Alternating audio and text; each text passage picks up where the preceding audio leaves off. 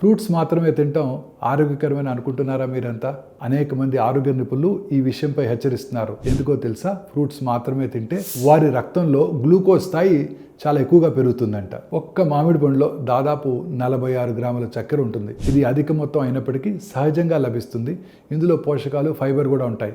ఒక sugar cube సాధారణంగా 4 grams బరువు ఉంటుంది. అంటే మీడియంగా ఉండే యాపిల్ కూడా దాదాపు 4.5 షుగర్ క్యూబుల చక్కెరకు సమానం అనమాట. పండ్లు ఆరోగ్యకరమైన చిరుతిండి అయినప్పటికీ గ్లూకోజ్ స్థాయిలు బాగా పెరగడానికి కారణం అవుతుంది. సహజ చక్కెరలు కలిగిన పండ్లు కూడా రక్తంలో చక్కెర స్థాయిలను ప్రభావితం చేస్తాయి. కాబట్టి వాటిని జాగ్రత్తగా ఎంచుకోవటం చాలా ముఖ్యం.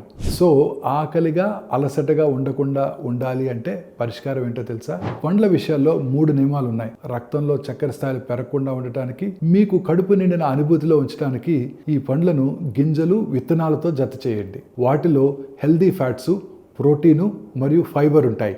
బాదం, వాల్నట్స్, గుమ్మడి లేదా పుచ్చకాయ గింజల్ని నానబెట్టి వాటిని ఫ్రూట్స్తో కలిపి తీసుకోవాలి. సో ప్రతిరోజు మీ ఫ్రూట్ బౌలు నానబెట్టిన గింజలతో ప్రారంభించండి. హెల్దీగా ఉండండి.